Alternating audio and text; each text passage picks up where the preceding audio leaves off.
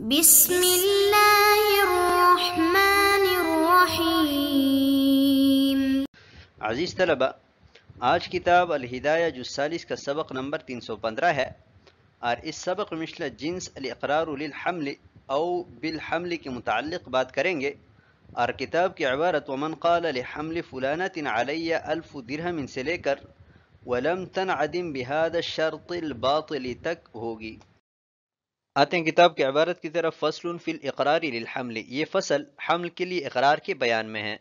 قال ومن قال لحمل فلانة علی 1000 درہم، اور اگر کسی نے کہا کہ فلاں عورت کے حمل کے لیے میرے ذمے 1000 درہم ہے، فإن قال اوصى لها بها فلان، پس اگر کہا کہ فلاں شخص نے اس کے لیے اس کی وصیت کی ہے، او مات ابوہ فورثہ،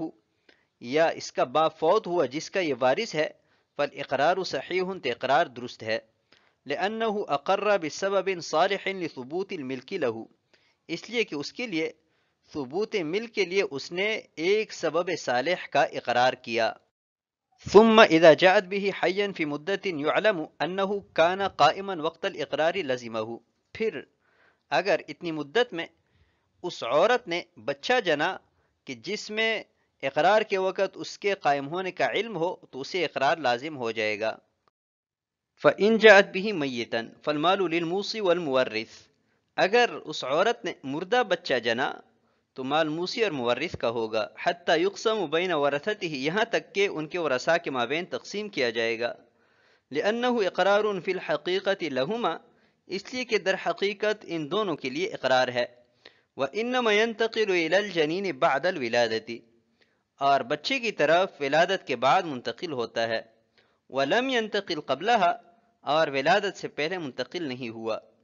ولو جاءت بولدین حیین فالمال بینہما، اور اگر دو زندہ بچے جنے تو مال دونوں کے مابین شریک ہوگا۔ فصل فی الاقرار للحمل، یہاں سے نئی فصل شروع کر رہے ہیں جس میں حمل کے لیے، یعنی وہ بچہ کہ جو ابھی تک پیٹ میں ہے، اس کے لیے اقرار کے متعلق احکامات بیان کیے جائیں گے۔ تو ان مسائل میں سے پہلا مسئلہ یہ ہے کہ ایک شخص نے اقرار کیا کہ لحمل فلانة علی 1000 درہم، کہ فلاں عورت کے حمل کے لیے میرے ذمے 1000 درہم، یعنی فلاں عورت کے پیٹ میں جو بچہ ہے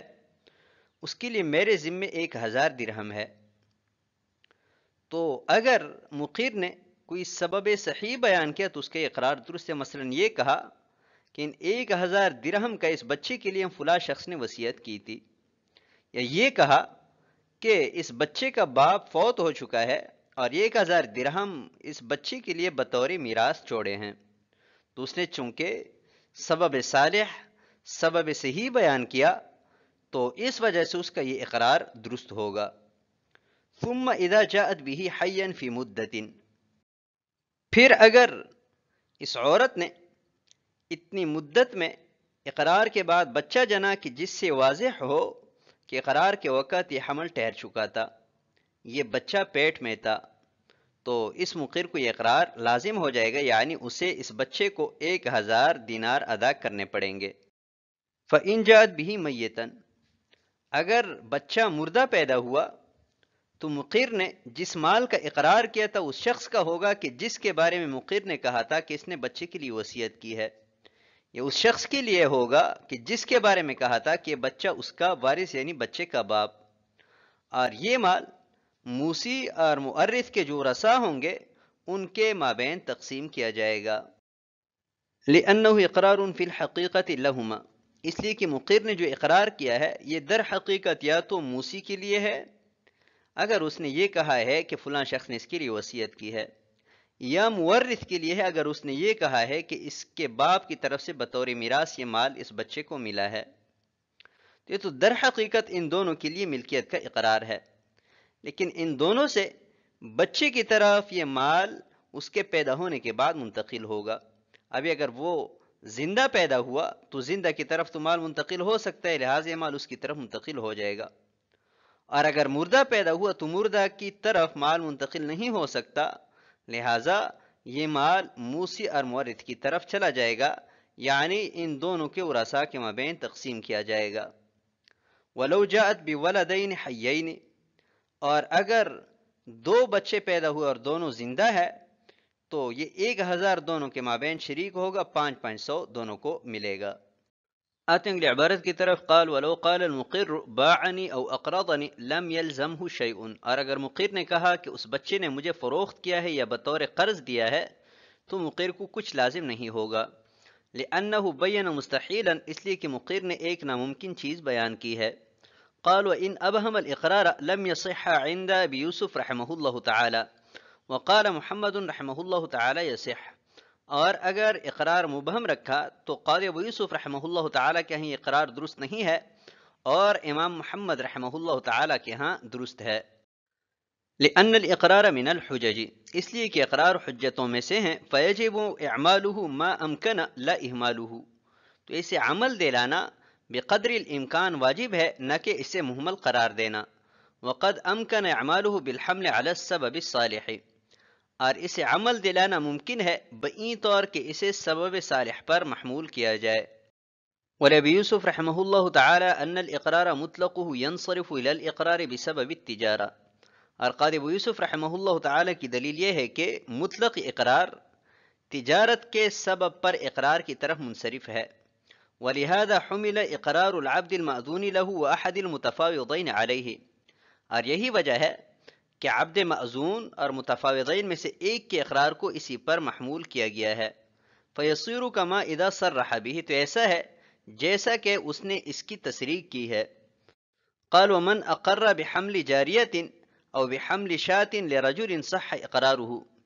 اور اگر کسی نے باندی کے حمل یا بکری کے حمل پر کسی آدمی کے لیے اقرار کیا تو اس کا اقرار درست ہے، ولزمہ، اور اسے یہ اقرار لازم ہوگا، لأن له وجہا صحیحا، اس لیے کہ اس کے لیے وجہ صحیح موجود ہے، وهو الوصیۃ به من جہت غیرہ، اور وہ غیر کی طرف سے اس پر اس کے لیے وصیت ہے، فحمل علیہ، لہذا اس پر محمول کیا گیا۔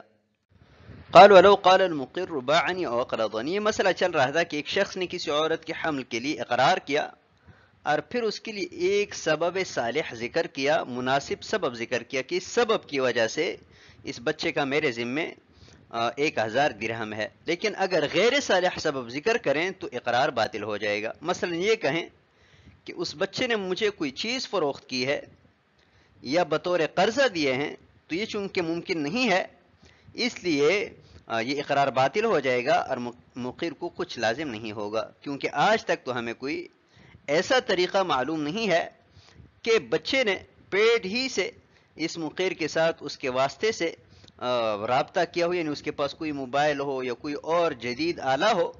اس کے واسطے سے مقر کے ساتھ رابطہ کیا ہو کہ فلاں جگہ میری کوئی چیز پڑی ہوئی ہے، وہ میں آپ کو 1000 کے عوض فروخت کرتا ہوں، یا فلاں مارکیٹ آپ چلے جائیں، وہاں پر میری دکان ہے، اس دکان سے آپ 1000 درہم بطور قرض لے لیں۔ تو آج تک تو کوئی ایسی صورت ہمارے سامنے نہیں آئی ہے، اس لیے مقر نے چونکہ ایک غیر صالح سبب ذکر کیا ہے تو یہ اقرار باطل ہوگا اور مقر کو کچھ لازم نہیں ہوگا۔ قال وَإِنْ أَبْهَمَ الْإِقْرَارَ، یہاں سے یہ صورت بیان کر رہے ہیں کہ مقر نے حمل کے لیے اقرار کیا لیکن اقرار مبہم رکھا، یعنی ملکیت کے لیے کوئی سبب ذکر نہیں کیا، صرف یہ کہا کہ فلاں کے پیٹ میں جو بچہ ہے اس کے لیے میرے ذمے 1000 درہم ہے، تو اقرار درست ہے کہ نہیں ہے، اس میں اختلاف ہے قاضی ابو یوسف اور امام محمد رحمہ اللہ تعالیٰ کے مابین۔ قاضی ابو یوسف رحمہ اللہ تعالیٰ فرماتے ہیں کہ اقرار درست نہیں ہے، جبکہ امام محمد رحمہ اللہ تعالیٰ فرماتے ہیں کہ اقرار درست ہے۔ لأن الاقرار من الحجج، یہ امام محمد رحمہ اللہ تعالیٰ کی دلیل ہے، وہ فرماتے ہیں کہ اقرار ایک حجت ہے، لہٰذا بقدر الامکان اسے عمل دلانا یہ واجب ہے، نہ کہ اسے مہمل قرار دینا۔ تو جب اس نے اقرار مبہم رکھا تو اسے عمل دلانا ممکن ہے بئی طور کہ ہم اس اقرار کو کسی سبب صالح مناسب سبب پر محمول کریں، یعنی وصیت پر محمول کریں یا وراثت پر محمول کریں۔ تو جب اس اقرار کو عمل دلانا ممکن ہے تو ہم اس کو عمل دلائیں گے اور اس اقرار کو مؤثر جانیں گے۔ ولابی یوسف رحمہ اللہ تعالی، یہاں سے قاضی ابو یوسف رحمہ اللہ تعالی کی دلیل ذکر کر رہے ہیں، جس کا خلاصہ یہ ہے کہ مقر نے اقرار مطلق کیا ہے، اور اقرار مطلق تجارت کے سبب کی طرف پھیرا جاتا ہے، یعنی اگر کسی نے مطلق اقرار کیا تو ہم کہیں گے کہ اس مقر پر تجارت کے سبب کی وجہ سے مال واجب ہوا ہے. جیسا کہ اگر عبد معزون یا متفاوضین میں سے ایک اقرار مطلق کرے تو وہ اقرار مطلق تجارت کے سبب پر محمول کیا جاتا ہے، یعنی ان دونوں پر جو مال واجب ہے وہ تجارت کی وجہ سے واجب ہے. تو جیسے ان دو صورتوں میں اقرار مطلق کو سبب تجارت کی طرف پھیرا گیا، ایسی ہمارے اس مختلفی صورت میں بھی مقر کے اقرار مطلق کو سبب تجارت کی طرف پھیرا جائے گا، یعنی اس مقر پر تجارت کی وجہ سے اس بچے کے لیے 1000 درہم واجب ہوئے ہیں. اور ہم پہلے بیان کر چکے ہیں کہ بچے کے ساتھ تجارت ممکن نہیں ہے، لہذا مقر کا یہ اقرار باطل ہو جائے گا. فَيَصِيرُ كَمَا إِذَا صَرَّحَ بِهِ، تو جب اقرار مطلق کو سبب تجارت کی طرف پھیرا جاتا ہے تو ہم یوں تصور کریں گے کہ مقر نے صراحتاً اس مال کے وجوب کا سبب تجارت بیان کیا ہے، یعنی یہ کہا ہے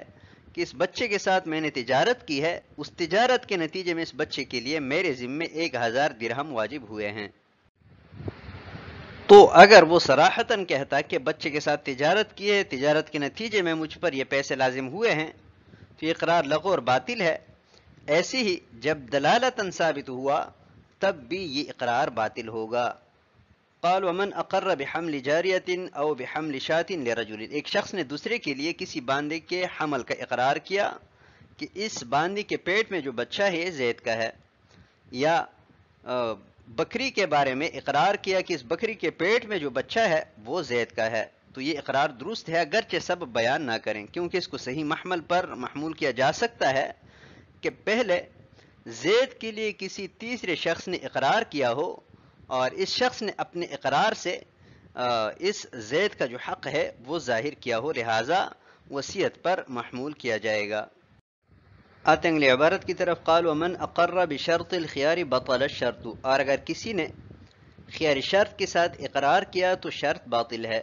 لأن الخيار لا يليق بالإخبار، اس لیے کہ خبر دینے کے ساتھ خیار مناسب نہیں ہے.